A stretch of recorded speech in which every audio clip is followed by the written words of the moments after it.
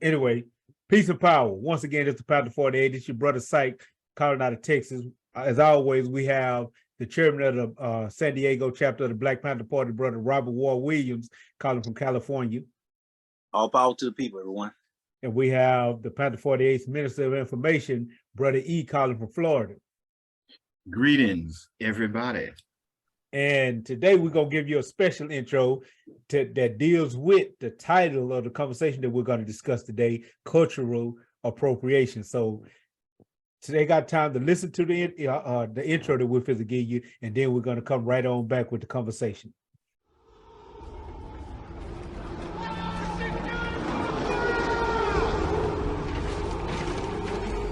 People should know when they're conquered.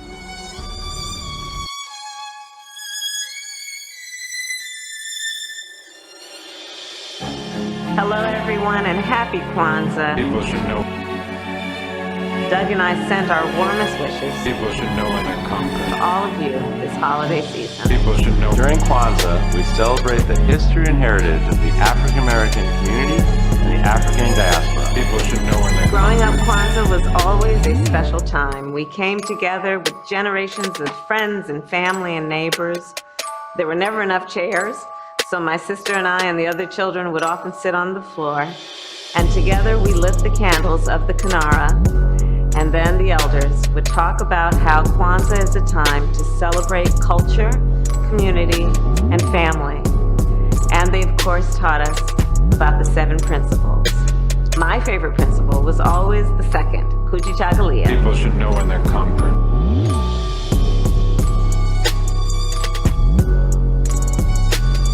Self-determination. People should know when they're conquered. Power to design your own life and determine your own future. And it is a deeply American principle, People should know when they're conquered. one that guides me every day People should know. as Vice President. Know when they're conquered. To everyone celebrating, we hope your week is filled with love and light. From our family to yours, happy Kwanzaa.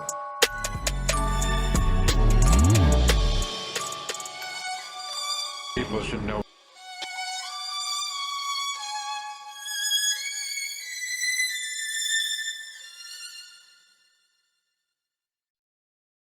I'm going to get right into the topic of the discussion. I'm going to pass it to Bro.e, and he's going to give a definition and a breakdown and a build on the topic that we're going to discuss today, cultural appropriation. What is it?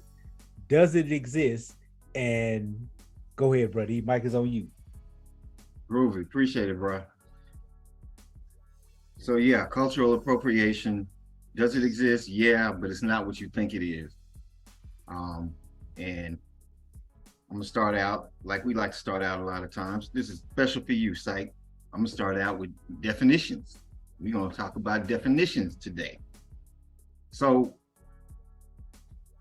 etymologically speaking, the history of the word culture essentially has its roots in Latin, like so many others, as well as was it P.I.E. Proto Indo-European languages. Yeah, Proto-Indo-European. Just another group of folks, but way back folks. It has its roots in the same beginnings as the word cultivate. And of course, it started out as one specific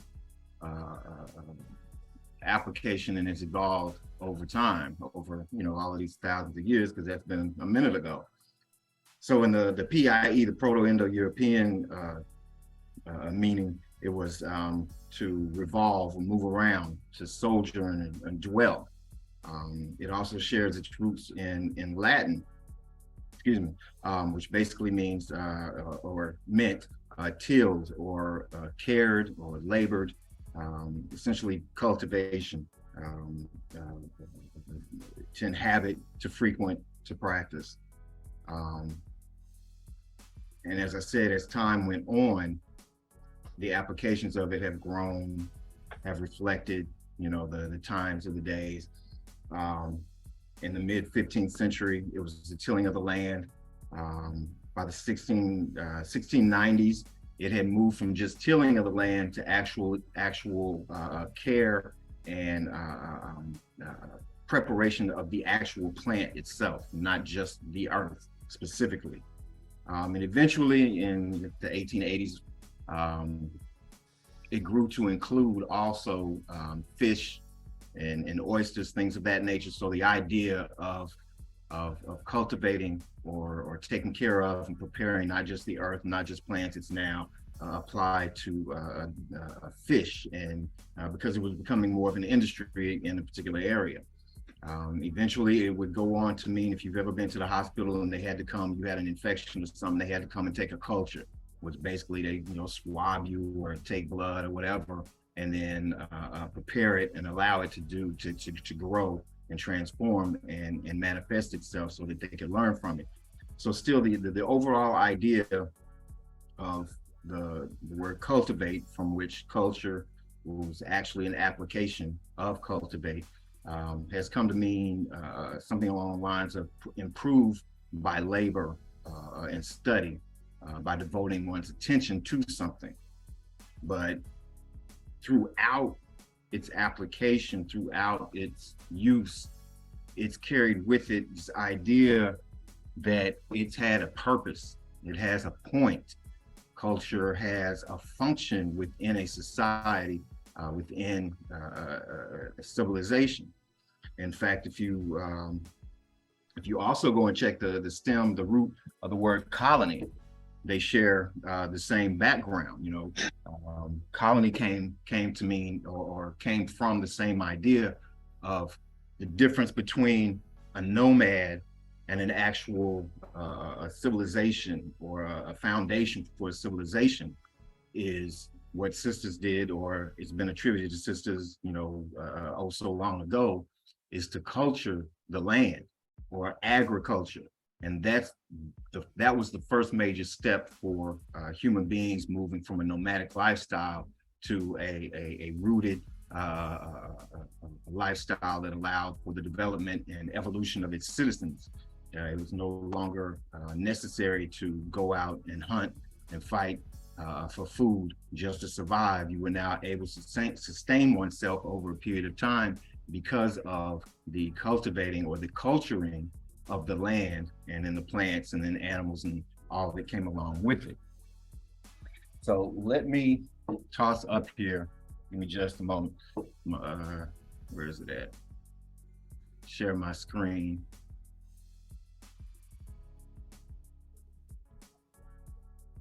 All right, so how do I move this? Put it in presentation mode. I'm trying to, but the what you call it? There it is. Nope. There it is. The Zoom, y'all's pictures was sitting on top of the menu, and I couldn't see nothing. All right, so let's walk through what culture is. Again, this is defining not just the word, but the application of what culture is, to get a better understanding, purview, and be able to see what it does and what it's supposed to do. So initially, why is that off to the side? I don't like that. Initially is the individual, is the you, is the me. There is no culture at this point, because as we'll start to see that culture as a tool of improvement can't exist here, simply because a broken mind can't fix itself. So right off the bat, we can start to establish that a part of culture is the improvement of the I, of the individual. Can make an argument or the idea of a culture of self, but really in the application that we're talking about, it's not really possible. Again, because you can't fix self. It's been an ancient understanding that self-improvement comes through the eyes of others, that in fact we need one another for our self-improvement. That's a part of our culture. So the first step of actual culture is, well, number one, and these are the realms that I've organized in my mind that they make sense. The first one is the sun. It's mental. This is the experience. These are ideological connections to what we perceive to be external. They're the least tangible and most guarded. They're defined by our own minds. Examples of shared faith, beliefs, things like patriotism.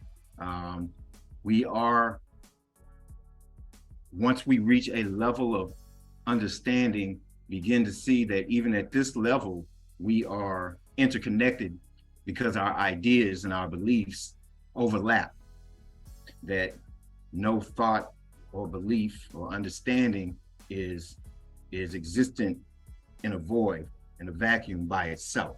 So we are actually connected in this way, though this part of culture, and these are the realms of culture, so all of this is culture, and this realm of this step of culture is completely mental and is completely based on ideas and thoughts. It is the expression of the I. So the I comes into the expression of ideas, and not necessarily verbally. Yes, they can be verbally, but even the thoughts that we choose to hold on to and then later on externally express. It's here that we find the answers to the who and the what.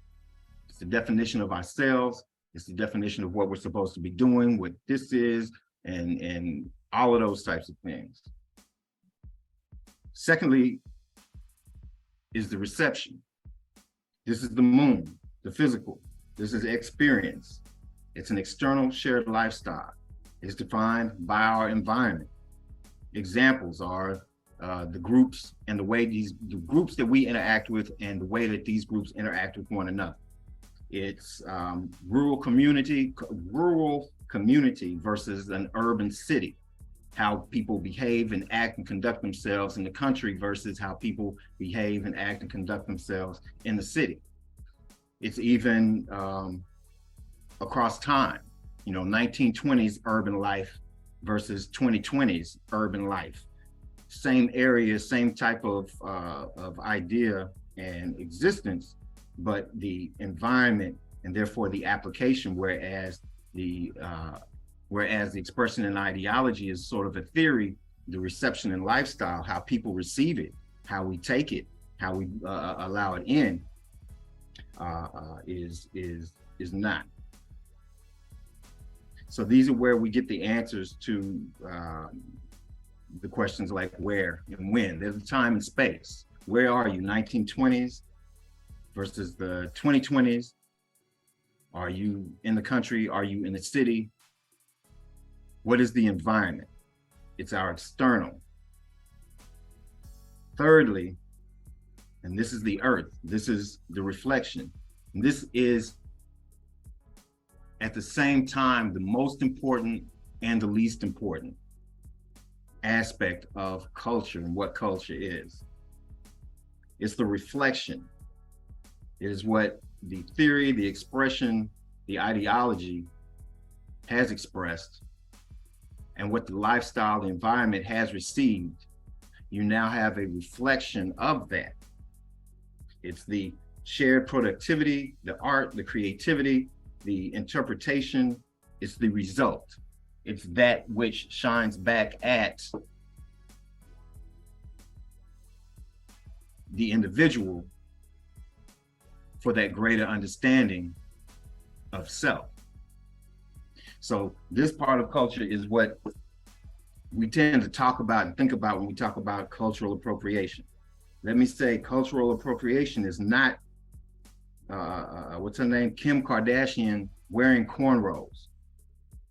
If we accept that as cultural appropriation, then we're reducing culture to simply the reflection. We're reducing culture to being just the shiny thing that the monkey dances for, as opposed to those underlying things that created and expressed, that thought about it, then physically made it happen. We're caught up simply in the flash that we can see, that which is most easily manipulated. And as I said, this is where we typically have our conversations about cultural appropriation, because this is what we see. And so when I say that for me, cultural appropriation exists, but it's not what you think. It's not whether or not this chick wears cornrows. That's mimicry. That's you know, what do they say? What's that saying? Imitation is the sincerest form of flattery. I wish I could be you. That's all of this is. The actual cultural appropriation begins or began when the other layers of culture are taken. We as a people no longer have the institutions, the abilities, those things that are supposed to actively, consciously produce number three, the reflection. They are supposed to give us an opportunity to reflect by producing something. We no longer have those. We can say, War, Psych, and I can talk about on an ideological level, Black power. We would all have certain agreements that are gonna overlap, that we agree upon, that we can talk about. And so we come together and say, hey, let's start an organization. Let's build something for the community. Let's do this and whatnot. And this is how we interact with one another based on the bylaws, or based on how it is we act in the community and deal with the community. That's the reception. The reflection in the culture ends up being things like berets, ends up being, you know, wearing black, ends up being kente cloth, ends up being whatever it is we see that we can study and reflect on and better understand the underlying parts of what culture actually is. However, in this system, in this society, as I said, we've had those taken away, had those undermined. We've had, you know, our power and ability to express Black power taken away. At one point in time, my thing was telling people that Black power right now is at best only a good idea. Why? Because we're missing that reception and that lifestyle, that middle boundary here that's supposed to give way to here. It's a connection between what it is we think and believe collectively and what that looks like. And we're no longer in control of that. We no longer have the ability to control our reflection. Furthermore, it's gone to the point in this country, in this system, in this world, in this culture, that even our ideologies and our expressions have been appropriated. We will fight to the death to say that the things we believe are our own thoughts and our own beliefs, and not able to see that those ideas and beliefs have been planted within us and taught to us over a period of life. I've heard sisters say, this one sister I knew said, she used to like to say, eat, drink, and be merry. And that was it, because she liked to use food, like a lot of sisters, like a lot of us, period, in this system, we like to use food as a means of celebration, as a means of reward, as a means of fun time, as opposed to what it's used for. So whenever she would make that statement, I would finish it off with the rest of the statement, which is, for tomorrow we die. We are at a point where these words, this reflection, eat, drink, and be merry, don't mean anything, because there's nothing to teach us. There are no schools, no institutions, no real communities teaching that.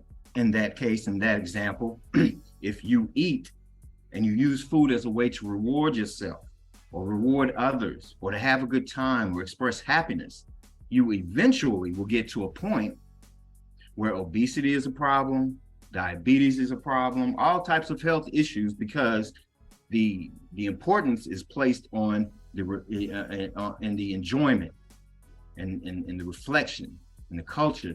There's no ideology behind it.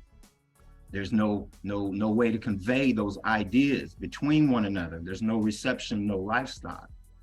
And incidentally, the sister was suffering from diabetes, and so much damage had been done that even though she was a nurse, she preferred to take the medicine that the doctors, that she, by her own acknowledgement, admission, told me were not about the business of healing people. So she had an inside track and knew, but yet and still, rather than change her eating lifestyle, she would rather take the pills and whatever drugs and whatever came along with that. So she invested heavily in the reflection with no ideology to back it up. And that leaves us at a point where our culture has, in fact, been appropriated, but not here where we think. Not here. This is an entryway. This is a gateway. This is a reflection. This is a point that if we use it properly, with the proper mind setting, with the proper analysis and go in and look at it, we can tell exactly where our culture stands and make moves based on that. But because of the cultural appropriation, because of the damage, we get stuck in simply admiring the arts. They call it collectively, the arts, things of that nature. So that rather than art or music or anything else reflecting something consciously and adding to the conversation, it's simply an individual here expressing, has no real idea, no ideology to back it up. Most of the cats that call themselves rap artists these days rap about 2 or 3 different things, and I ain't trying to go into them and all of that because we all know what they are. But if tomorrow the latest meme or the biggest thing on Twitter or whatever was pink flip-flops and titty twisters, that's what they would be rapping about, because there's no ideology to back it up. They have an ideology of coming up, which is their ideology, their culture. The reception and lifestyle of that culture are the institutions that produce the ability of so many of us, like these rap artists, these rappers and singers, and I'm not just picking on them, I'm saying anybody in that realm, clinging to and being manipulated within the realm of reflection. Our reflection is damaged. We can't see our own reflection, but because we've been so mind twisted, we think that what we're looking at is a reflection of who we are, rather than accepting that it's a reflection of what we've been allowed to become, what we've been allowed to be told that we are. When we have no ideology, when we have no system to back up that ideology, to express, to teach that ideology, to push that ideology forward, you have, like we've talked in this show before, so many people were quick to say everybody has a right to an opinion, which we don't believe is so. I think we pretty much agreed on that. Likewise, everybody is not making a conscious expression of culture, definitely our culture. We are at best playing an individual part, doing whatever we want to do, and existing in the reflection, not realizing that's not even our reflection. So to sum it up, culture is simply all the ways of life, the arts, beliefs, institutions, behaviors, norms, knowledge, beliefs, laws, customs, capabilities, and habits that are passed down from generation to generation and provide the means and opportunity to evolve and improve itself and those within it. It's the way of life for an entire society. We get caught up in the artifacts. We get caught up in the reflection. We get caught up in that pretty mirror rather than looking more deeply into it and finding out where we stand and whose actual reflection that is. And we do that too long, we get a whole bunch of them. And anyway, that's what I have to say about that. Now, carry on. I do got one thing I want to say in regards to the way I see that. So when we talk about the ideology, from what E was expressing there, or not, let me not say expressing, but E was presenting there, when we deal with ideology that's not being protected, then we're going to suffer from what I refer to as erosion. And then when you talk about the lifestyle, when allowed to grow beyond borders, it suffers then pollution. And then the culture itself, when allowed to consume at a rate of a rate that's beyond the means of when it has any beneficial value. Now we're talking about poison. So we go from the erosion, the pollution, to the poisoning based upon the ideology, the lifestyle, and the culture as it is expanded upon and utilized by, in anybody that does not understand or understand what they're actually involved in. And that, as a personal, or should I say as an individual use, is what you talk about when you go into the expression and the reception and the reflection in terms of how individuals utilize these various channels and may or may not understand what it is that they represent, or don't really get the historical significance or any significance to it. It just becomes something that they want to associate themselves with for the sake of beauty or art, like he was saying, in regards to an expression. So that's kind of my take on that. So culture is your, I'm gonna call it your buzzword. I know you had to be put in a box, but it is your buzzword.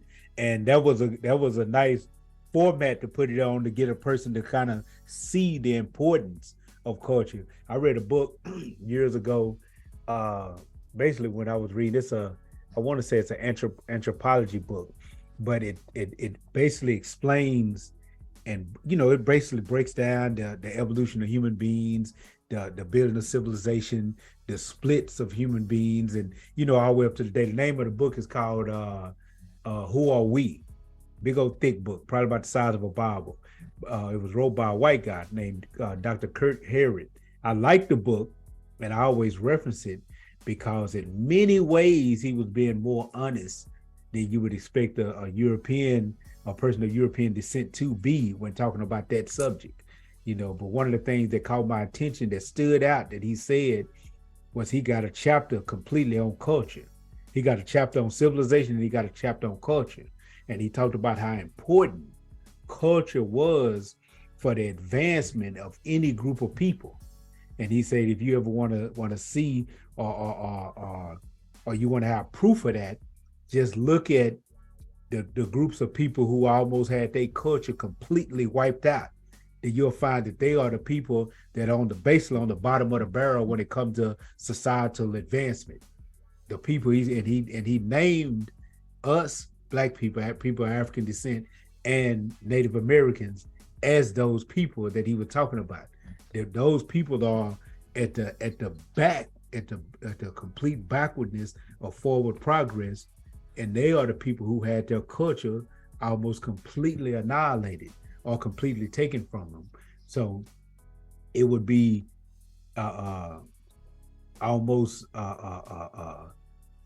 it would be extremely important to understand what it was that you just broke down, because to me that would be that. I don't think that was done by accident. When you're dealing with an intelligent and strategic enemy, that enemy would come at their enemy in the best way that they could come up with to make sure that their enemy is ineffective. And to me, that was what was done by completely eliminating, not only taking the culture from the people, but basically putting a bad taste in the people's mouth for their own culture. Because not only had the people had their culture removed, but the people no longer even have a desire for their own culture. And that would be, to me, that's kind of like the coup de grace. That's like the death blow when you hit a people like that. And Order War Sun Tzu says that the intelligent general, he says that it's I'm gonna paraphrase it because I can't remember the quote verbatim, and then I'm gonna pass the mic. He says that it's no proof of keen sight to be able to identify the sun. There's no proof of keen hearing to be able to identify a rooster crowing. He said, just like it's no proof of keen strategy to fight and win a fight. He said that's not proof of a great general. He said a proof of a great general is to be able to win all without fighting. And what he was talking about was basically developing a strategy that can eliminate an enemy without even throwing a blow at him. Yeah, and that's why I say the culture, our cultural appropriation has been to take our language, we communicate through our first communication, and this is where we kind of detracted on one of our conversations a while ago. Our first written communications were pictures, because not because we were dumb, not because we were primitive, because we understand innately, deep down in our essence, the greater power of a picture than the word. Yeah, the word is great, but I can convey, what is it they say? A picture is worth 1,000 words. You can say so much with a picture, and the picture speaks directly to an inner self. It speaks directly to a higher consciousness, rather than having to be interpreted and have us go back and forth over the meanings and the definition. Show the picture and we'll all see the same thing. The interpretation may be different, but what we know to be the thing we're interpreting is the same thing. So our communication grew up out of that. And so we have this deep-seated love, respect, whatever you want to call it, for pictures, for sounds, because we did a lot more singing than talking at times. You know, we can convey we're going to war through songs. We can convey, I hope you get better through our songs, through our music, whatever. And so all of these things that are an expression of the culture, you know, and this is one of the back and forths that I used to have, never really got into it like I wanted to. And I regret that last meeting we had, because I really wanted to get into that shit. But, and I'm not gonna say his name because we all love the brother. I'm not gonna drag him out there like that. But this idea that, you know, there's too much emphasis on culture. What's really being said is there's too much emphasis on the physical or oral presentation of a culture. Kente cloth is not a culture. You know, daishikas are not a culture. Those are expressions of a culture. How do people talk to one another and pass down their morals and their values and cultivate the next generation? We use kente cloth. We use mud cloth. We use certain ways of building things. We sing in where Europeans tend to harp on the mono-rhythmic types of music and singing and even dance. We tend to be polyrhythmic. You know, we have 2 or 3 beats going at the same time in the same song. We do that just as a part of, as a cultural expression. But we have been taught to, again, something I'm finding myself more and more connected to, is this idea that we have accepted their concept of death. And in this particular, I don't know, application, for me, because we've accepted that, we are tied into the physical. This idea of YOLO, you only live once, not realizing, yeah, you only live once, but it's forever. We don't have that in us anymore, in our conscious mind anymore. So everything physical becomes the thing. The kente cloth becomes the culture. You know, Swahili becomes the culture. Music becomes hip hop. It becomes the culture. You know, that whole, we've had conversations before where rap is called hip hop. That's not hip hop. Hip hop is a culture, whereas rap is an expression. The clothes and beatboxing and the dancing and graffiti, those are expressions of hip hop. You put them all together, then you start to get the culture. But those are just the expressions. But we've been so taught to believe that this is life, that the only thing that matters are the things that our fingers can touch, that our eyes can actually see, that we are easily manipulated, and because we hold on to these physical, and I said oral expressions of what the culture is, when in reality, our culture of looking much deeper and going into what those pictures were calling up, we have a simple picture, what they call a hieroglyph on a wall, and it speaks volumes about what's being said as you grow to understand what those symbols mean and their significance. Our culture was to look at the picture as a portal into an understanding. They took that from us. And part of the way they took that from us was to bust up that middle section where you had, what was it, Ali and I think Dark on there? Yeah. In that middle, that community, those groups, they busted that shit up. The family, they busted that shit up.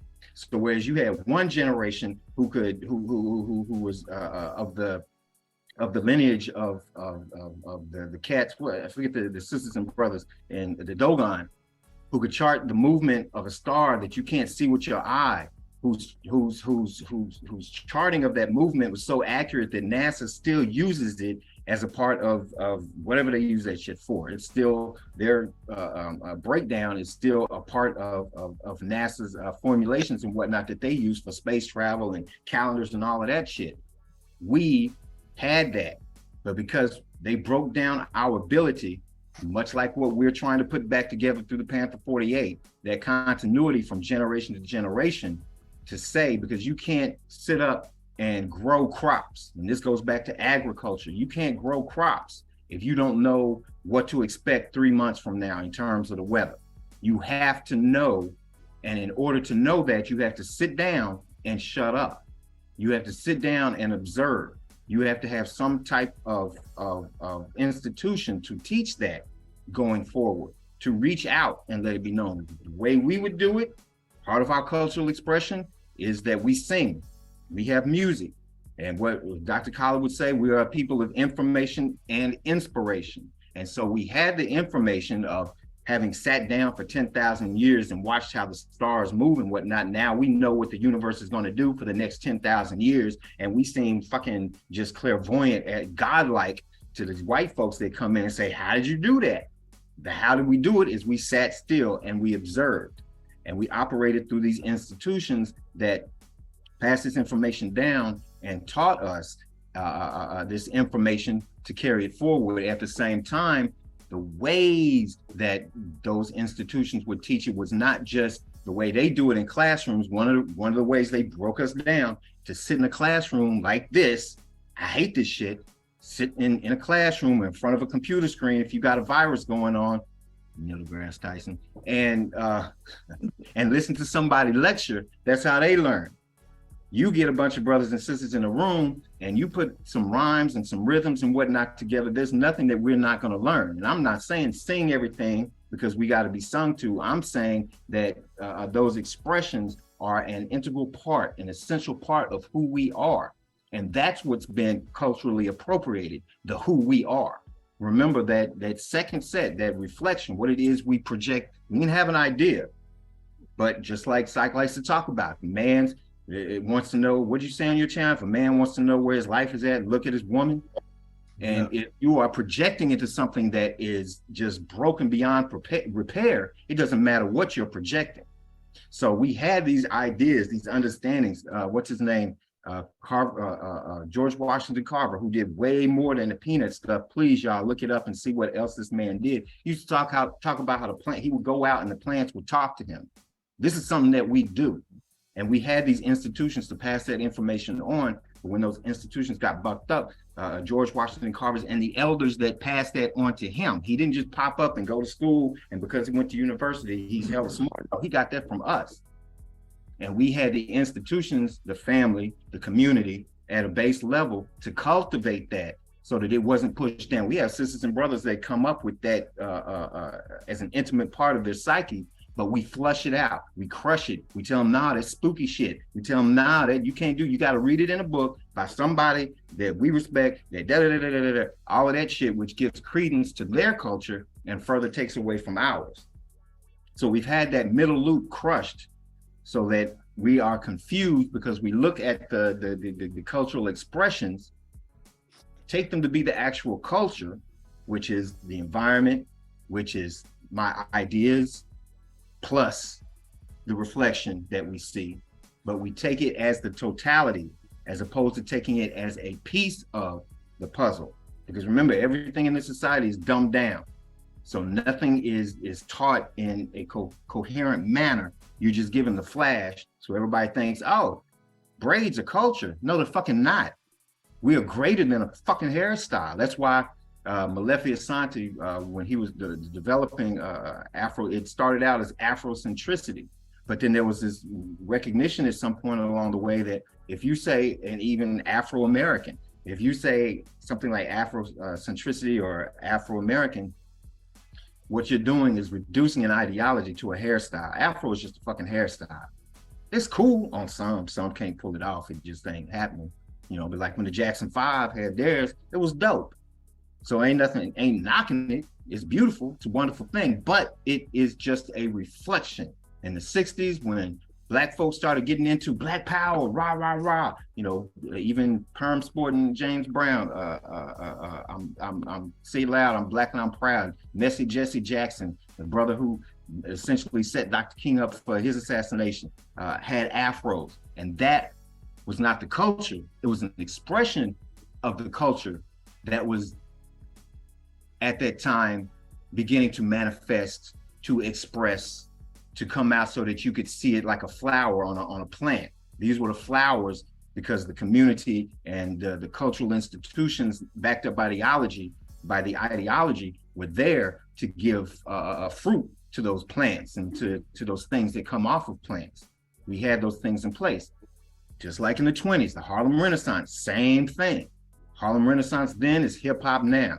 You know, it was what it was during the 60s and all of that. It's that culture that gave birth to, you know, Harlem Renaissance a lot of times is remembered for poetry and spoken word and whatnot, but there was also visual art. There were also dances. There were also all these other expressions because we were not just a poetry people. We were not just a singing people.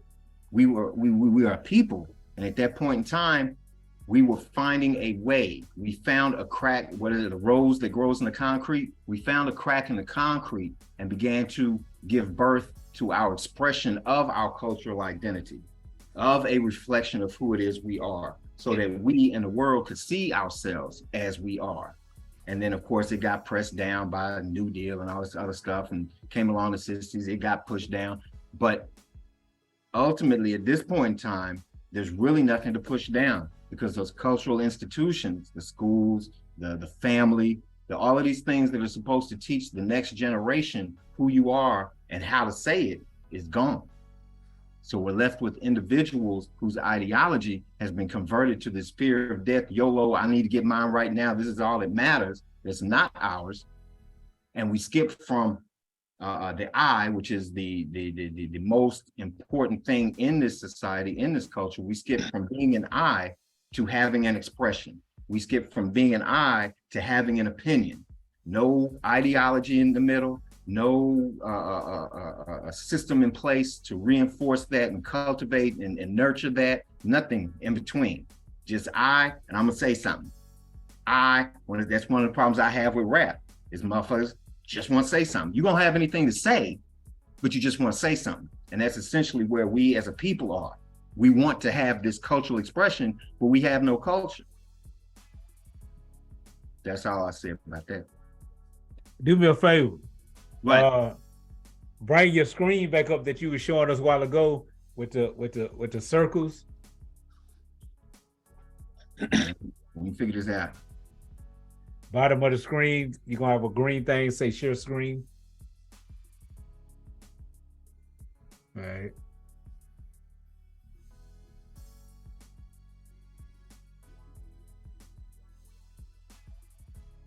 Why you do Mike like that? Well, because he's one of the quintessentials, you know. Yeah. I mean, ideology or expression with no ideology. He said some stuff off the record that was really, really dope that people should be aware of. But ultimately, you know, and I can't see because this thing is jacked up. I don't know why it's off to the side some, but the younger picture of him with the broader nose and the thicker lips, the browner skin and the kinky hair and all of that. Yeah. All of that was a cultural expression, and the ideology and the family. Y'all know the stories and the rumors, and you haven't seen the movies and stuff about how his family life was fucked up. So everything about his expression is fucked up and it's somebody else's. But there you go. Yeah. You should have brought up a few more people that did that. Look, Kim, oh, absolutely. Yeah. Absolutely. Okay. Now, what I wanted you to do, I'm not trying to get you to beat a dead horse, but I just wanted to look at this because you were just expressing. Now you say in the middle, the yin and yang symbol, that represents the I. That's the person, the individual. Yeah, that's you and me and war. Okay, so then that individual, you're saying what has happened now to us is that we go from that straight to the reflection. Correct. straight there with no ideology.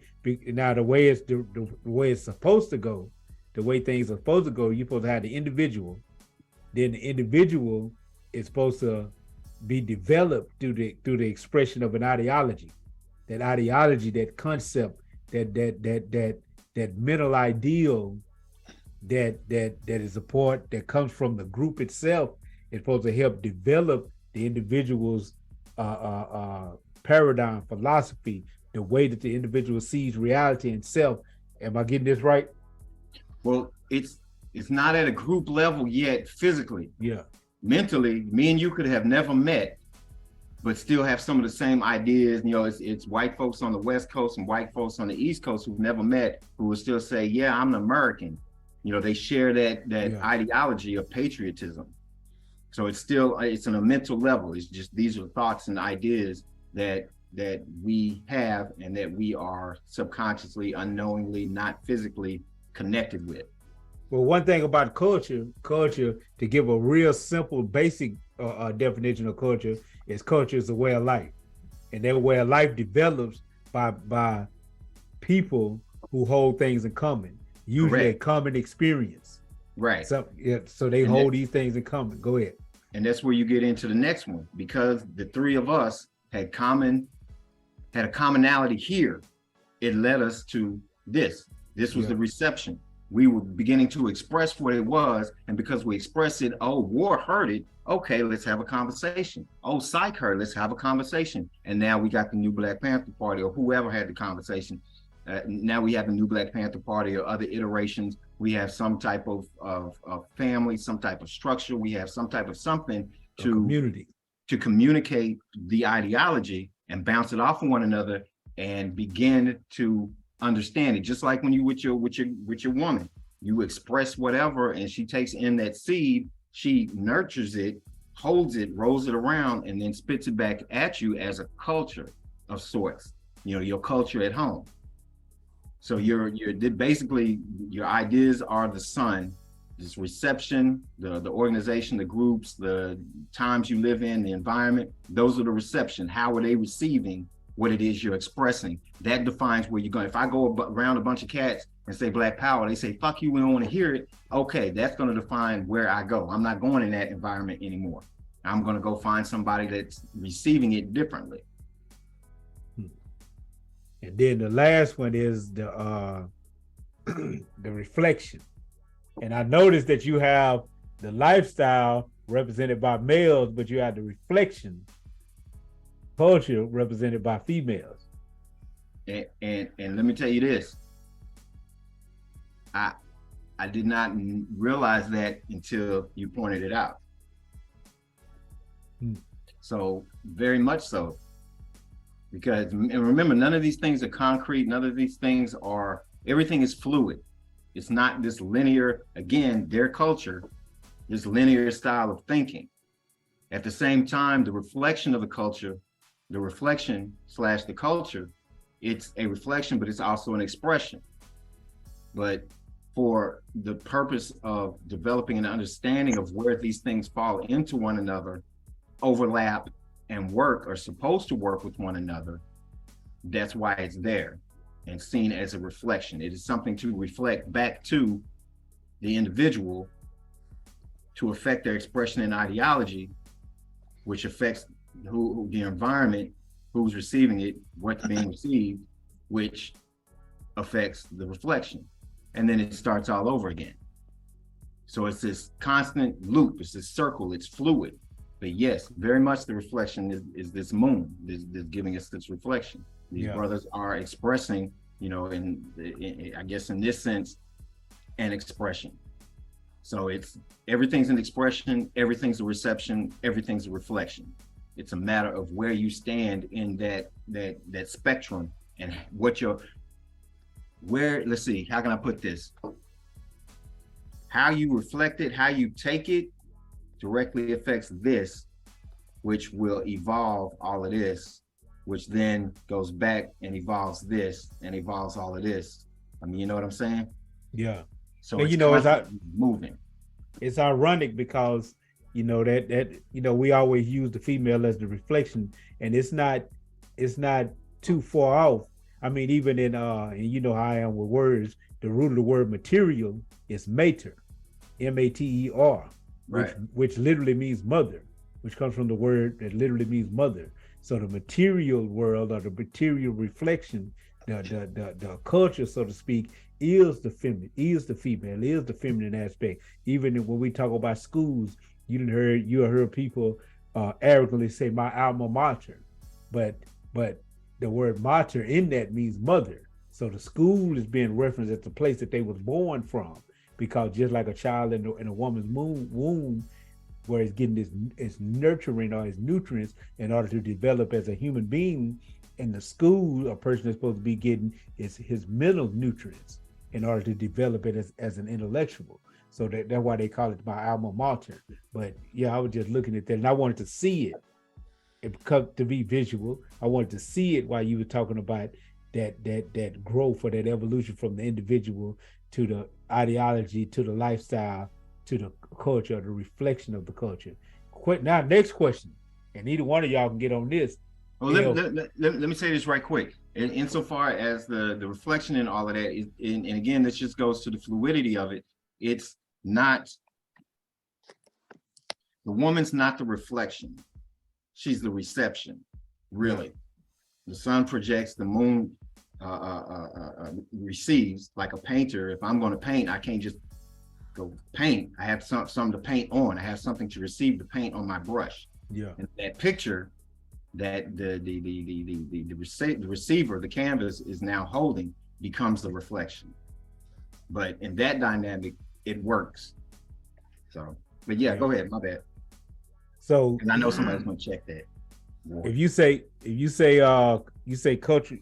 say true cultural appropriation is not the appropriation of the reflection, you know, Kim Kardashian wearing the braids, Elvis Presley. I was watching a video earlier today where this guy had the audacity to say that Elvis Presley never culturally appropriated. He actually was a integrationist, and that he brought Black culture to mainstream. He even used the example of Little Richard, because Little Richard said it. It was Little Richard that actually said the quote back then, and he was using the quote from Little Richard that Elvis Presley was the best thing that happened to Black music, because he brought it to mainstream and he integrated it into mainstream. I mean, in the mainstream, basically. But which I think is some BS, but if you say that is not the true appropriation, and the appropriation was the true cultural appropriation was the appropriation of the ideals, or the ideology, of the spirit or the soul of what the culture was, then how does culture be brought back to the people? How do the people get culture back? Because culture is extremely important for any people to truly develop. If we really look at that and we accept what you're saying, we believe what you're saying, then that means that we have been extremely defeated. And people worry about being defeated by having their money taken from them, or their weapons taken from them, or even their land taken from them. But that would mean that the true defeat comes from having your culture taken from you. That's the most important thing that you could possibly ever lose to an enemy. How do you get it back? Or is it gone? Let me say something real quick about that. To me, that goes into first talking about where E was breaking down the middle aspect or the reception. How well can one take in the sensory input and make use of it? The reception has to do with being able to take in everything that has to deal with the expression and the reflection and make use of it, which folds it back into itself. The problem we have right now when you talk about it from the point of view of how do we gain it back, is now what we're dealing with cultural production, as opposed to how what was originally ours was repackaged and then developed into a subculture, and at that point rebirthed into a position where it's no longer recognized as a lifestyle or as or we no longer have the ability to deal with the reception of it. And by that being the case, now what we become is, instead of being cultural producers, we're cultural consumers. And so with us not having a source or ability to take in what's called the articulation of energy, which goes into what E was talking about when he was really reflecting on the way music and the way symbols are dealt with or were dealt with by our people. And that goes into a deeper aspect of spiritual science. But the articulation of the energy is basically, as an example, just like how we're dealing with music from that standpoint, is when you talk about the talking drum. The talking drum, the articulations and all of the different harmonics that are being produced are nullified when the people are not able to actually hear what's actually being told. But when it's reduced down to the concept of basically something that sounds good, and then that's going to be used as a carrier wave to just to get you to basically consume it, as opposed to embody it. That's what music has become now.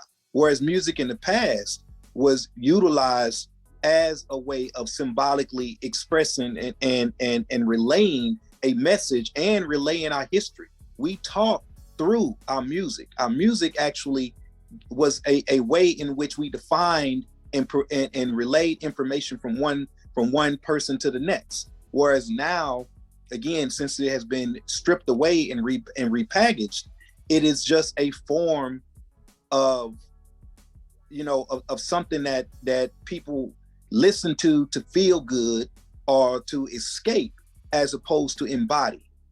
And so in order for us to regain our culture, we have to be able to see how it was stripped away from us. And we have to also basically learn how to accept articulation of energy once again. Because right now our sensories have been so nullified that we're not able to listen to, as well as what it be through the sight, sound, touch, whatever. We're not able to feel and embody everything that comes out through nature. So in other words, our receptors can't take in what's really being portrayed.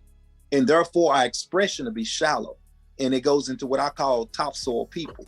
So right now we're just skimming off the top. So our expression doesn't have the essence of what life is. So therefore we can't cultivate. And so we have to be able to go back to what it means to rebirth our culture and see how to reconnect itself with the articulations of energy in order to move forward and then basically reclaim it. And I don't think that all hope is lost. Let me preface this by saying that I've said many times, if everybody disappeared on the face of the earth except for one African, then African culture has survived. But for us looking around for examples of what to do, then yeah, it's a matter of essentially doing what, in my mind, I've yet to see very many people willing to do, which is to make that U-turn and begin investing in some actual truths, just even in our day-to-day lives, and reflecting that culture, because it is painful. It means we have to, give up eating, drinking, and being married. Well, what was it? The guy's name Umar. The brother said that something to the effect of the one thing that Black folk won't do, which is to discipline our spending, because we see spending and also eating, things of that nature, as our freedom. I want to do what I want to do. So we refuse to discipline those things when those are the very things that have to be disciplined in order for us to turn that corner and figure out who the hell it is we are. Because we can't make changes to a culture if we don't know what we're changing it to. We can disrupt it, but we're not going to change it. That culture is going to sit back, absorb what you've put out there, and essentially do what especially American culture does, which is to absorb it. They absorbed Black music. That's what integration was. And I would agree with the dude. Elvis Presley did a great service to the integrationist movement by getting Black music made more acceptable to white folk. That was their objective. That's what they wanted to do. They wanted to mix in. So yeah, he should be one of their biggest heroes because he helped get over that hump. those of us who are more concerned about maintaining the purity of the culture and the music and all of the things that come from the culture, including the music and the art and all of that, would say no. And that's why it's so, you know, everything that you just said, boy, is the reason that for me, at times I'm very passionate about art, because art is, for me, the most significant conscious expression conscious expression of a culture. And because that's the case, it has a purpose, a role, a responsibility. And if it's not fulfilling that purpose, that role and responsibility, then it's somebody else's shit. Then it's a superficial thing that, again, design versus art. It's pretty, it sounds good, like a whole bunch of stuff in what we call culture these days looks good, sounds nice, but has no purpose, has no meaning.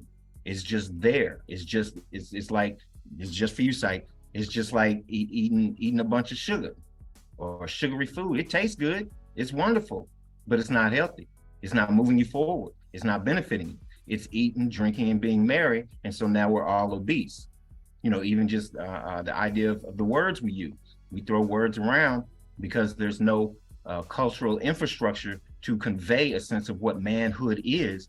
We apply that word man to any and everybody. You know, any 12-year-old that has a dick is a man because he says he's a man.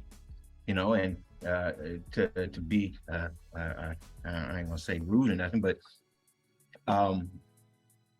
the idea of one of the ones I always like to point out, just for the sisters, is this idea of being thick. You know, if you 5'3" and 280 pounds, you're not thick, you're obese. Call it what it is, so that at some point you can make a decision to save your life, you know. But rather we like to get caught up, and it sounds good, makes me feel good. What's the chick's name? Lizzo. This broad, I was looking at a concert on one of these things, and I'm sitting there, I'm looking at it, thinking about what she's saying and whatnot. And at one point she stops and she says, talking to the crowd, she says that the critics are saying that I'm turning fat girls into hoes. And the crowd goes, wow, wow, wow. She said, well, yeah, you know what? That might be true, but I'm also turning them into, Grammy winners. So this idea that because this one broad is getting a Grammy, getting fame, getting fortune, is justification for standing up and further solidifying this idea that being obese, not a little overweight, obese. Lizzo is obese. And this culture, it's a cultural expression that definitely reflects the ideology and the institutions. When you have an ideology that you can do whatever you want to do, can't nobody tell you nothing, because it's all okay, because you deserve to have an opinion and you should live your life however you want to live it, no rules, blah, blah, blah, blah, blah, no responsibility, no accountability. That's the ideology. The institutions are the school systems that do just that. The institutions are the food manufacturers that make, you know, crappy food cheap so that, you know, everybody can partake and have fun, enjoy it. And, you know, TV shows that reinforce that nonsense, movies that reinforce it, music that reinforces it, or groups that reinforce it. And then you have it reflected in chicks like Lizzo, who's, I don't know what she weighs, but she's a couple of tons of funk. And I'm, you know, yeah, I'm gonna be flippant because it's the opposite end. I'm not buying into that BS. It's not cute. It ain't pretty. You're not healthy. That there was a white chick. Okay, my dirty little secret is I like some of them reality shows where all them women be going at each other because it's funny to me. There was this one called, I remember the name of it, but it was an overweight salon. It was like everybody in there for some reason was obese, like huge, right? And there was this one main white girl who was the biggest of them all, to the point she had to have one of those little hover around things to get from the van to the front door. Like that's how big she was. That, you know, 10 feet, she couldn't walk. She had to ride up in there. She was so big. And the whole idea was celebrating bigness. You know, I'm sexy and I can be fat and healthy and blah, blah, blah, blah, blah. Well, a month or so ago, this broad died because of her overweightness. And we don't make that connection. But that's a reflection of this culture. This culture is the individual, say what the fuck you want.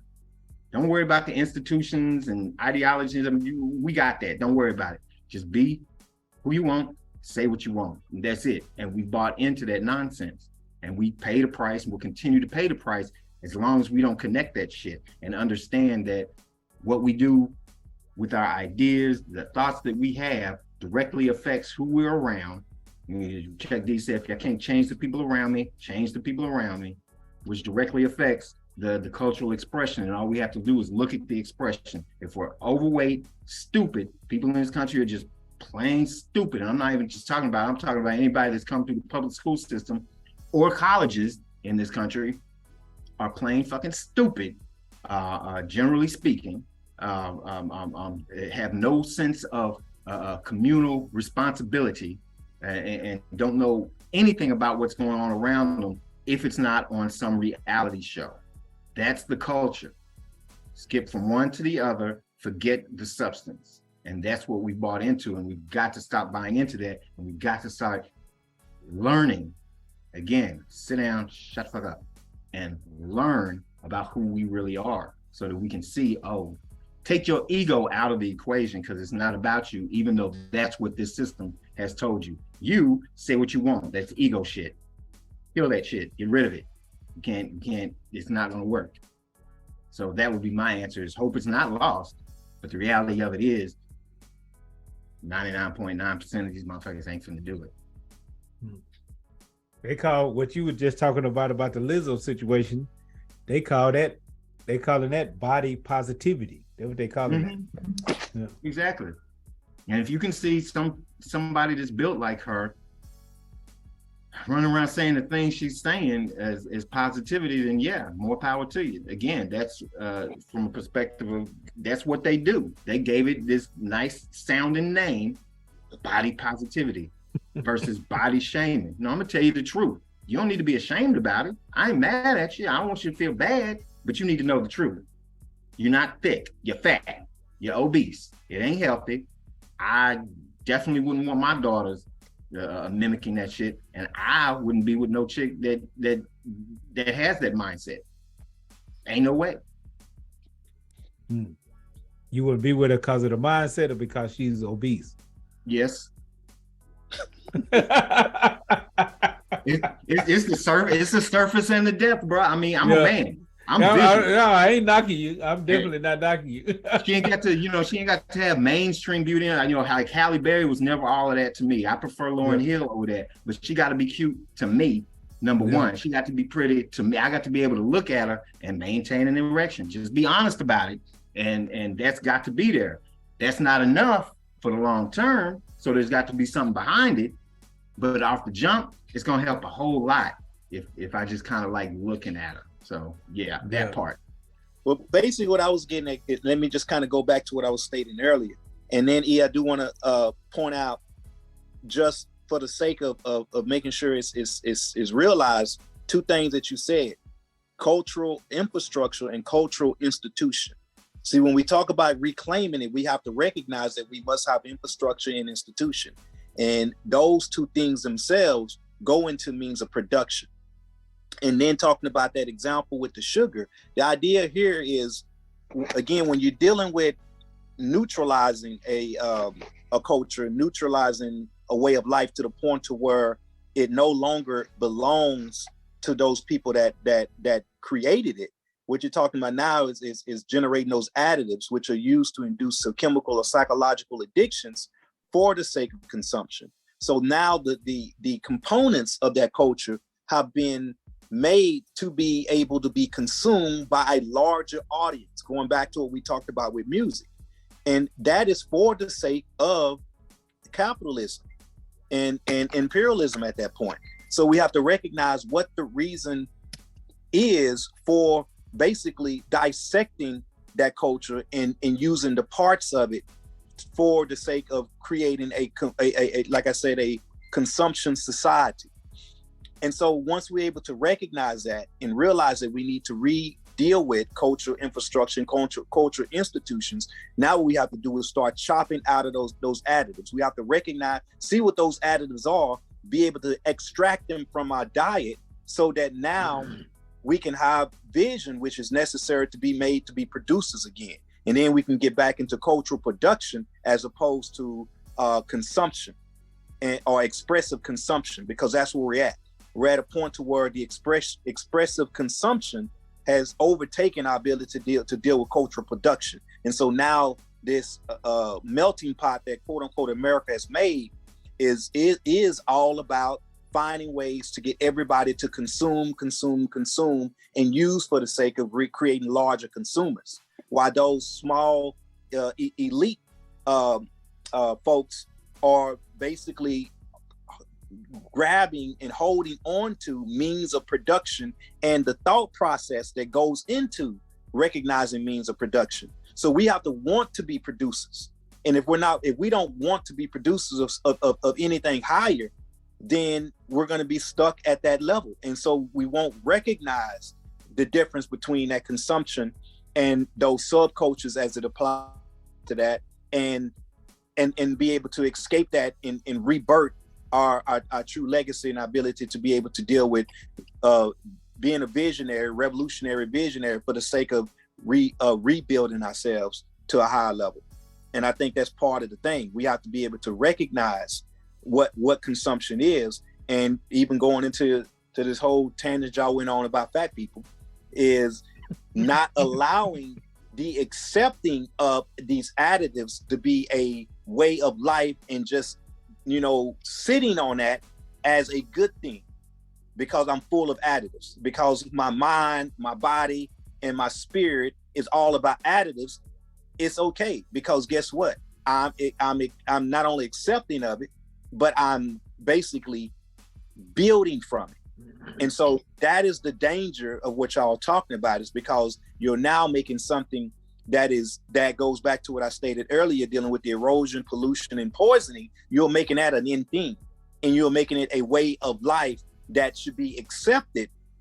And so therefore the people continue to be lazy, they continue to be neutralized, and they continue to be consumers. That's all I'm saying. The major reason that we continue to be consumers is because of our fear, because we have accepted that definition of death. Whatever you fear is going to control you. Whatever you fear most is going to control what it is you do. And what we fear most in this country is being broke.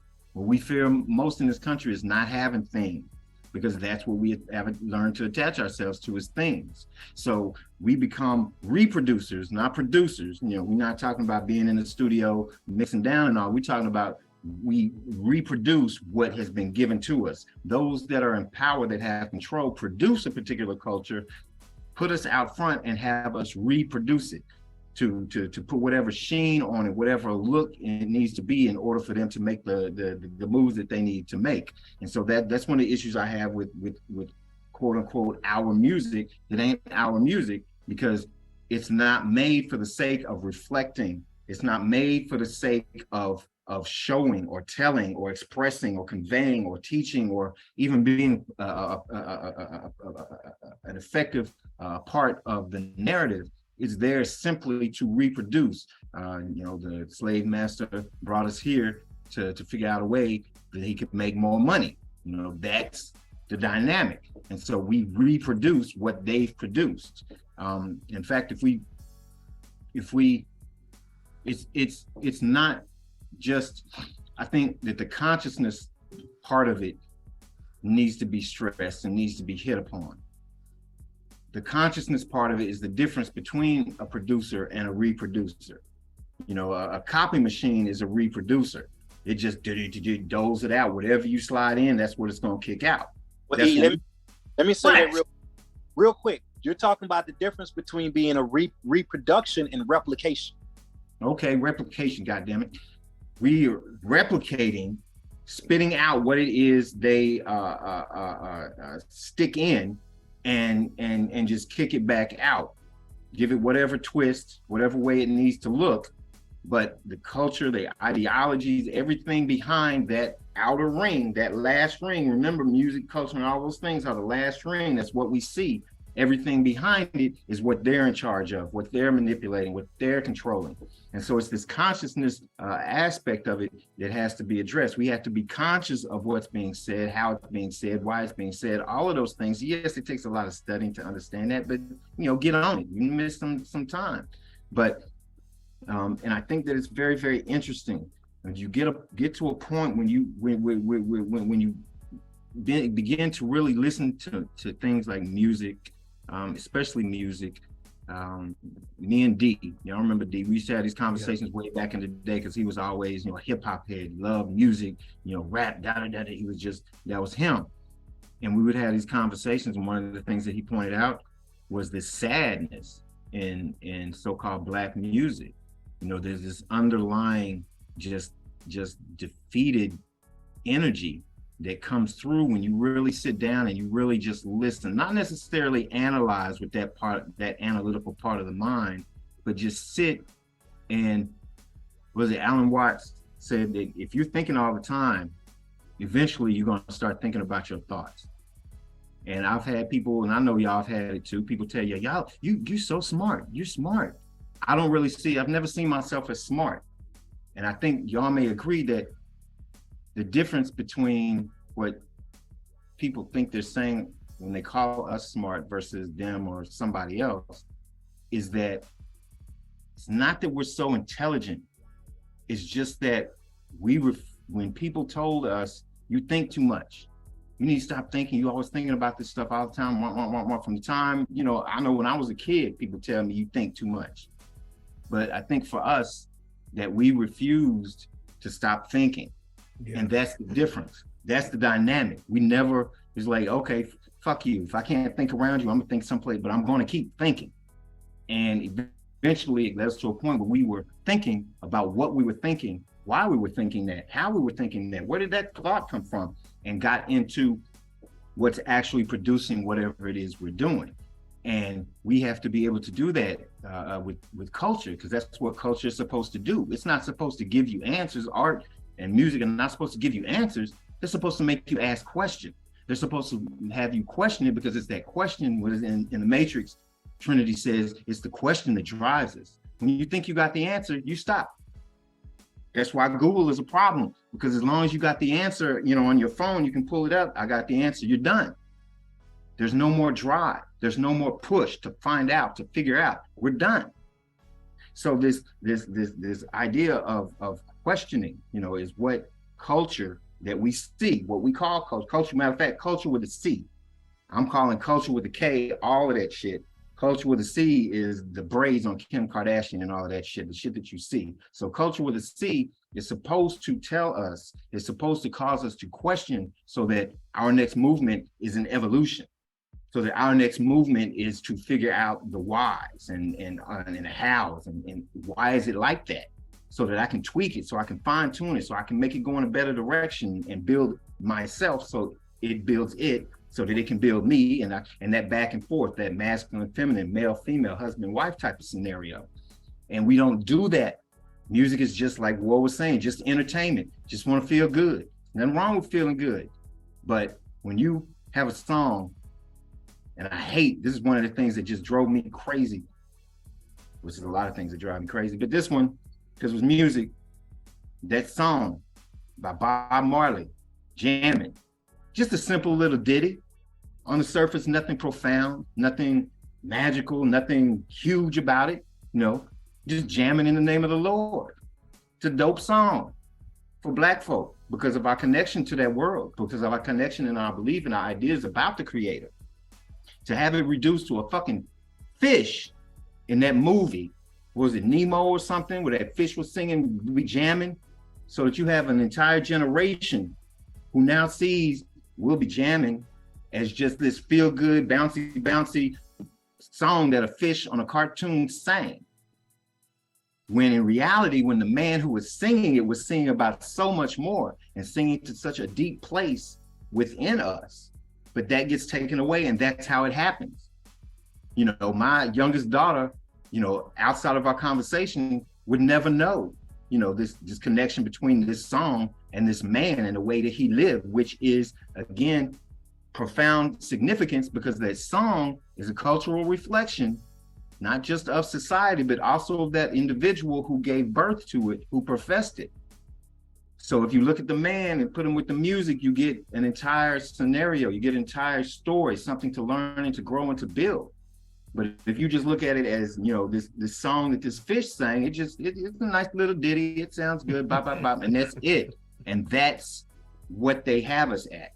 So we have got to go into culture. Think about the music we listen to. Think about what we call art, you know, the pictures and the visuals and all. Is there something there backing it up, giving it an ideological foundation and a thrust that causes me to really think, adds to the conversation, not just regurgitating and what was the word?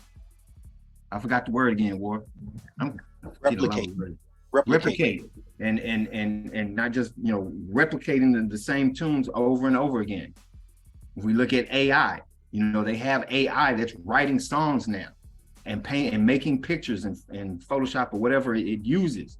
So it's doing art, even though it has no purpose. And as we just talked about, culture has to have a fucking purpose. Otherwise, it's just an individual saying some shit. We can see that. There is no expression, ideology.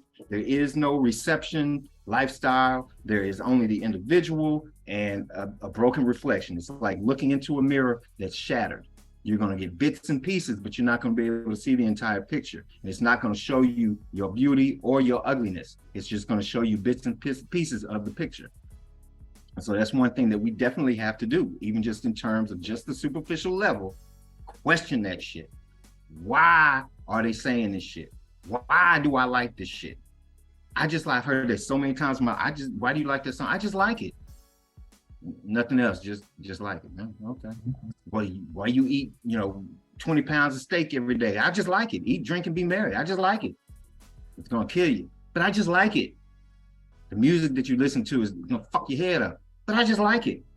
That's our justification, because we go from the I to the expression, and that's enough.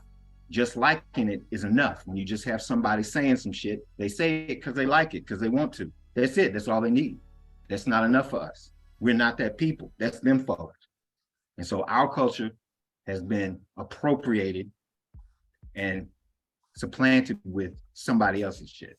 So that's all I'll say about that. Well, that to me goes right back. That goes back into the whole point of stimulation, especially when you talk about the AI aspect, you know, and using stimulants or using things to just cause you to have an attraction to it is the key. Because right now, in the way they have us nullified and neutralized in terms of our ability to be able to be direct producers as opposed to being replicators, is by channeling our want and willingness to do something based upon a stimulation. And as long as we caught up in these stimulations, then it does not have purpose. All it has is just for entertainment, or is just to get you excited, or to get you caught up in your, I guess, your stimulus state, which kind of goes into the wrong use of reception. It's basically no different than how our connection with certain medicinal plants were actually used to create higher states of consciousness. Whereas now, what happens is those things are called recreational drugs. And so the use have been redefined for the sake of getting us to get caught up into stimulation. And once we get caught up in the stimulation, then now it becomes an output. The output is more important than the input. And so therefore you can't have a proper reflection, because you're not trying to produce anything. You're simply being driven by what stimulates you. And if your drive is simply being stimulated, that goes back to the additives.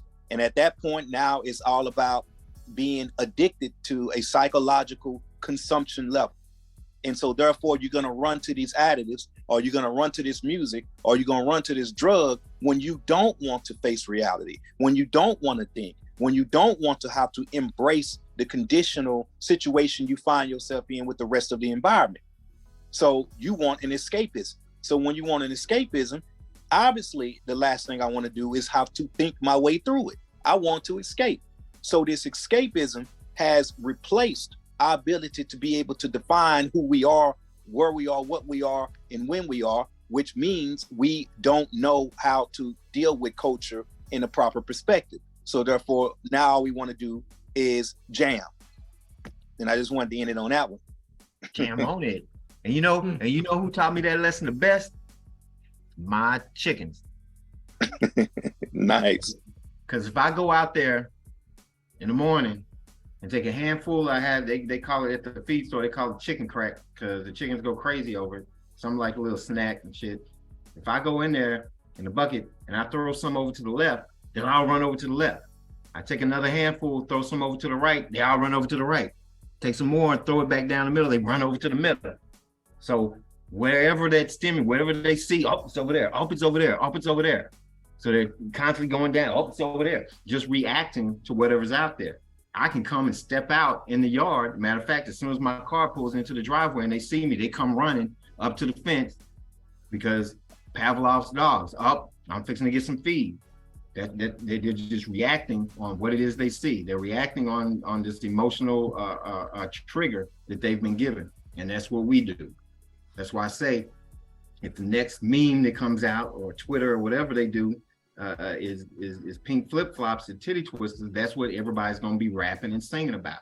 That's what it's gonna be, because we react to whatever, and we're not producing anything. We're just playing our part as what's the word again?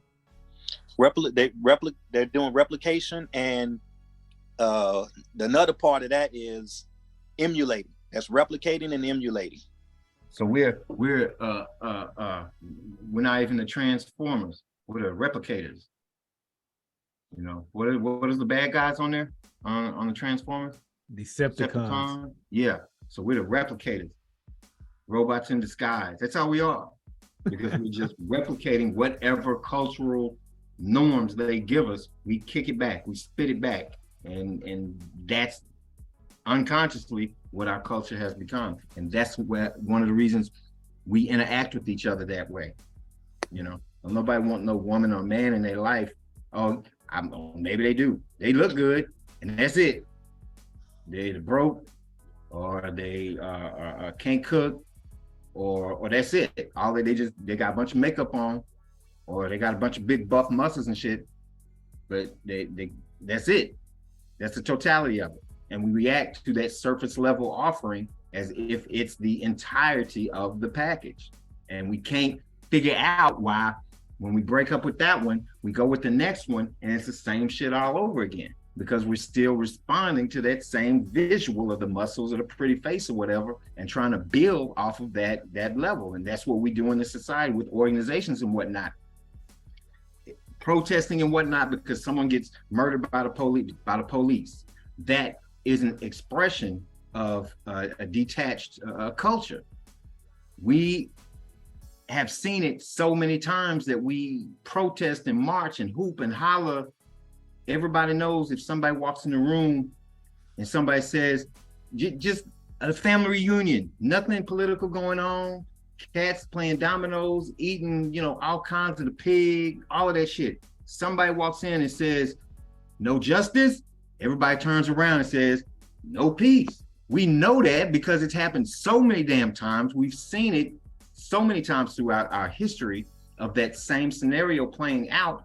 And logically, we get nothing has changed, but we keep reacting to the fires that they set off, like those chickens, somebody dead, somebody dead, somebody dead, rather than attacking the institutions of the culture that produce the ability of the pigs to murder us. We keep chicken over there, somebody dead. We keep reacting. And so that's that stimulus that he's talking about, is we keep clicking on these different points of being stimulated so that we're moved to it, as opposed to actually rationally thinking out and questioning, if I stop buying big screen TVs, maybe that'll have an effect on what's going on over there. And believe it or not, if we did it in mass, it would. It's as simple as, for me, it's simple, period. Fuck that. It's simple. We make it complicated, but it's simple. You got cats like the Gullah and other folks that have held on to pieces of our culture and our identity. Learning from that, learning that identity, and being open to and strong enough and accountable enough to oneself and giving a damn enough, that to me is probably the ultimate hump to come over. Is we, and again, because it goes right along with the culture of this society, the norms of this culture that we live in, is that it is enough to say, I believe in, ABC, whatever that is. And that's it. There's no action necessary to be, made behind that. And that's why for so many people, and it comes out of their church, this whole separation of church and state. If you'd have told our ancestors some nonsense about separating, God and the state, they'd look at you like you're crazy. Like, what are you talking about? You can't do that. But when you separate the ideology and the accountability, which is really that environment gives a level of accountability in there. But if you can go to church on Sunday and talk about a man who was about turning the other cheek to the point of being crucified, but then on Monday, you can sit up and be okay with sending, men and women to other countries, mostly brown countries, to murder other human beings. It's the same shit as slave times. George Washington was a great man. Yeah, except he was raping black little girls, straight up. But we can separate those two. We can do those mental gymnastics, because that's the separation in this culture that we live in. His ideology don't matter. He, saved the country. No, his ideology is what's important. He was down. Thomas Jefferson, his bastard ass, wrote "All men are created equal." Oh, except for the ones that you were owning, right? And we come up with all kinds of justification. Well, he was just a mad product of his times. Well, so was Charlie Manson. So was Hitler. These were, all of us, we products of our time. So what? That doesn't absolve you from individual responsibility.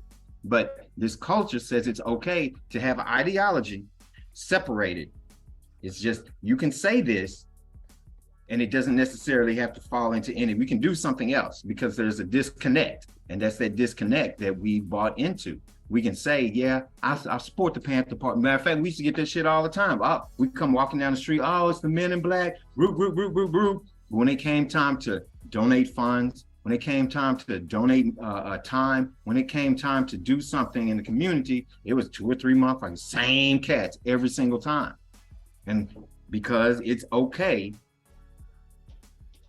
to have no responsibility, no ideological, no environmental, no responsibility, no connection between the men in black, which is the culture, and the individual. We're able to separate the two, and it's okay. That passes as, support. That passes as being about it, So it's that separation of these things. We don't, on the one side of the mind, it seeks to blend things together. On the other side of the mind, it seeks to take them apart. And so this analytical breakdown and separating of the parts and the pieces. And so now we're dealing with the parts and the pieces of culture, as opposed to the totality of what culture is. And they have to be reintegrated, not white folks integrated, not miscegenated, but reintegrated with one another, so that we get a fuller picture. That mirror has to be put back together so that we can see ourselves. Because as long as we're not willing to see ourselves, to look at ourselves, nothing's going to change. Nothing is going to stay the same. And that's why I say, when I look around and I see people not willing to do that, again, the easiest and most difficult thing there is to do is to look at oneself, look in the mirror. Your boy Michael, man in the mirror type shit. We can say it. People say it all the time, but we don't do it. And so until that happens, no, shit don't change. It's not going to change. We're going to keep on going down the separation. Shit that's separated, you ever see a bomb? It goes separate, until it gets to a certain point where it collapses back in on itself. And when it collapses back in on itself, it ain't pretty. So as we continue to separate, we get to a point where things begin to collapse on themselves, and people are not prepared to deal with the true individuality, the true singular, I am just me, not responsible to or for anything, anybody else. I'm gonna do what I want to do. When all of that shit starts collapsing back down on top of people, people not gonna be able to handle it. And that's why I have chickens.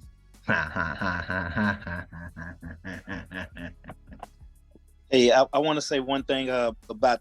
It's funny that you referenced Charles Manson and Hitler, because remember, both of those people appropriated the symbol of life and turned them into symbol of death. You know, with the swastika out of Hitler, and then Charles Manson turned around and used that same symbol and created the Helter Skelter out of it. And both people appropriated that symbol and made it something that represented death. I just thought that was kind of neat that you used both of them together and they both took the same symbol. And even more profoundly than that, they appropriated the meanings for it. Because it wasn't just they redefined that shit. Yep. And what life meant and what it took and what it cost and all of that. So that was the real appropriation.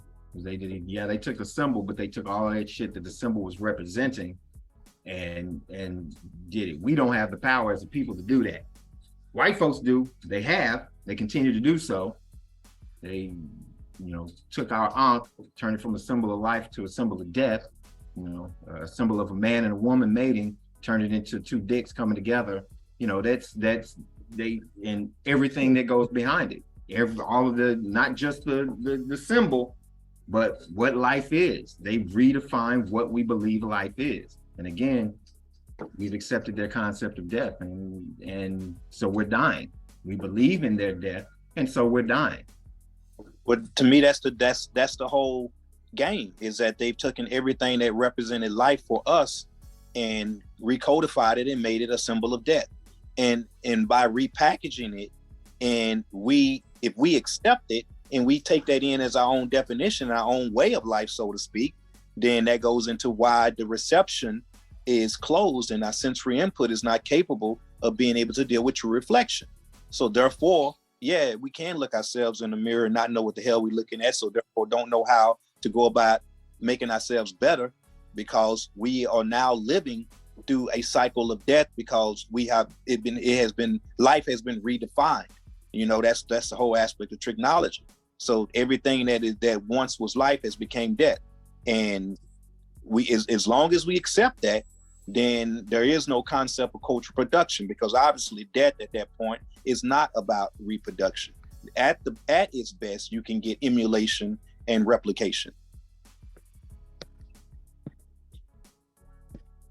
On you, Syke. That speaks to a lot of the heart. When we talk about slave times and all of that,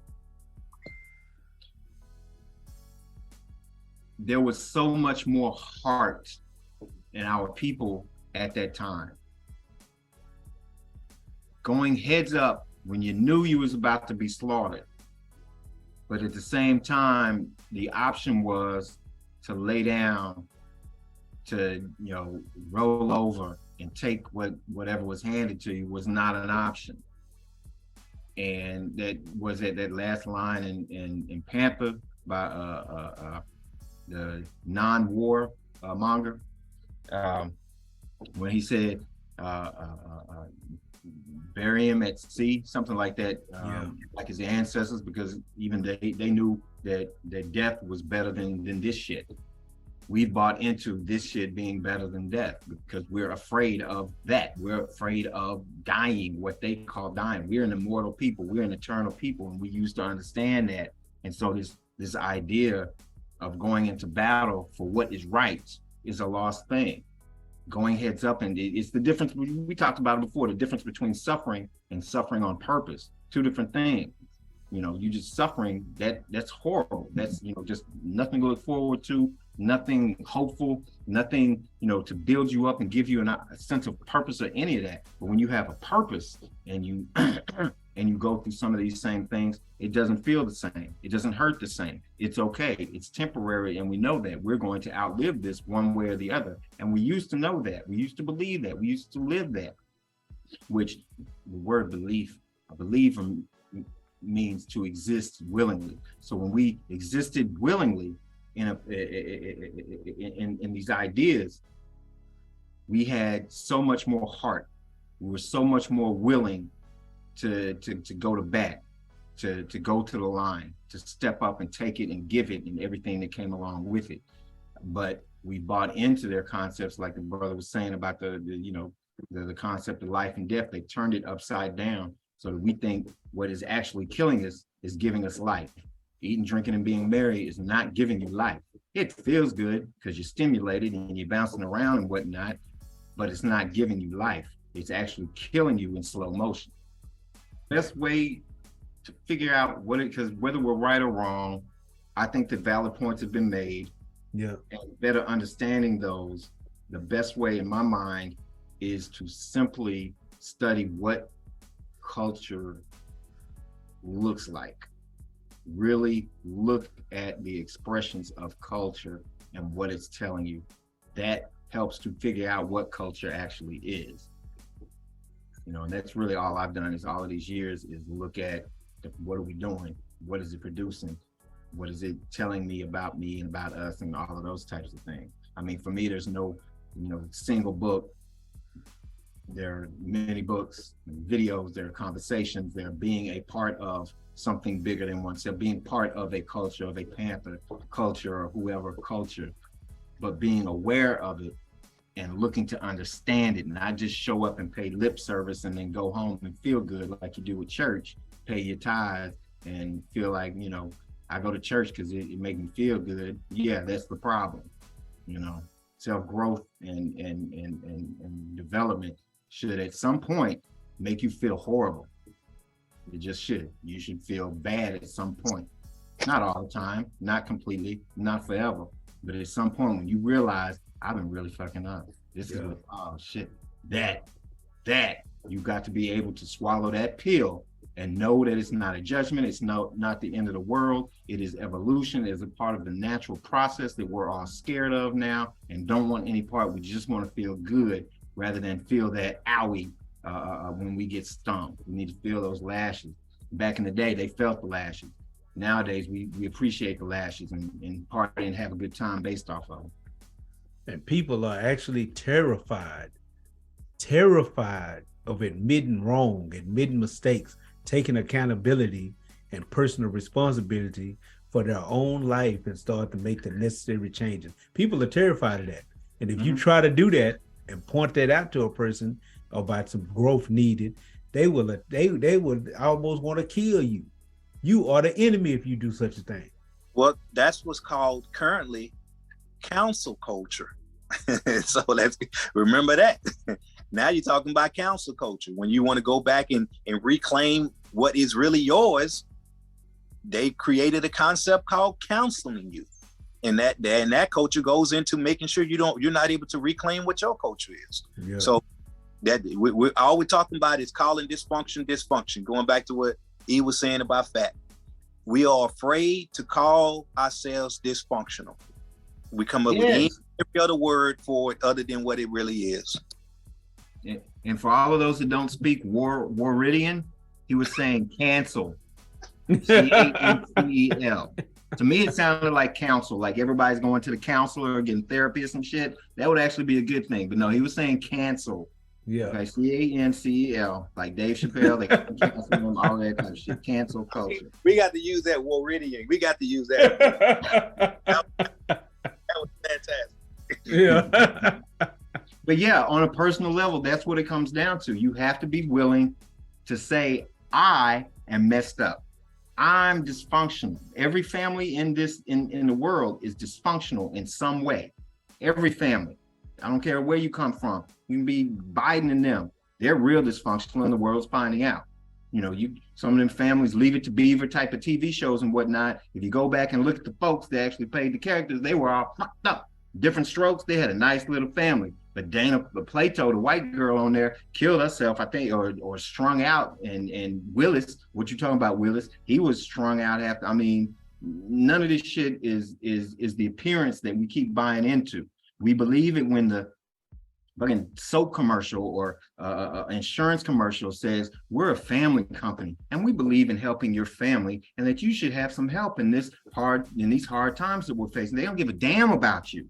but we buy into that. If not that particularly, the idea as a whole, the government cares about you. The government's trying to do better. The government, it's the Democrats versus the Republicans. It's none of that. It's none of that. But we buy into that because we just want to be happy. What we think is happy. That's another thing. We confuse happiness with enjoyment. Enjoyment and pleasure and all of that is one thing. Happiness is a choice. Enjoyment and pleasure, those are momentary feelings that you get along the way, experiences that you have along the way. But happiness is a mindset that when you're in the worst of times and the worst of circumstances, that you maintain a certain level of peace. It's good times. You know what I'm saying? They were in the ghetto, they were down and out. James was having a hard time. One of my father figures, I don't care what you say, James Evans Sr., this brother went out and battled the man every day to produce for his family. Whether he won that day or he lost that day, he came back home so he could re-up and go back out there and do it again on the next day. He never beat his woman. He never cheated on his woman. He was always struggling with his own ego and a desire to grow and be a better man for his family and his woman and all of that. Beautiful situation. But that happiness that they had in that scenario, we don't want to see that anymore. We want to see the Cosbys making big money, dealing with minor issues and going on about life. As opposed, and I've heard some of the producers at some point, one of them said, nobody wants to see poor people in the ghetto anymore. Nobody wants to see that. No one wants to see poor people. They want to see rich people because we're all getting stimulated and high off of these rich and famous lifestyles and caught up in that cultural expression instead of really looking at what is significant and what is important. And so we have a culture of enjoyment, a culture of pleasure, but not a culture of happiness because people are not taught to be happy. Pleasure and enjoyment come and go. I can take it away from you. You enjoy going to the beach. I can slash your tires. You can't get to the beach. I can put an ankle monitor on you. You can't go to the beach. You can't go to the beach. The city. Put you in prison for 2 decades. Put you in prison, and you can't get to your beach. Enjoyment. You can't get to your enjoyment or your pleasure no more. But happiness, once it's found, once it's had, once it's accepted, it's something that nobody can take away from you. You can give it away, but it's something that can never be taken away from you. And that's something that we had until we gave it away in exchange for something shiny. We gave I can't think of the exact story, but there's all of these Aesop's fables or some shit where the people or the person took something shiny in place of something that was much more significant. We got caught up in the earthly. We bought into their concept of death. We equate the shiny shit that they control to be the happiness and the profundity that we ultimately control and have given away. Nobody can enslave you. You can only give yourself over to being a slave. And that's what we've done. Man.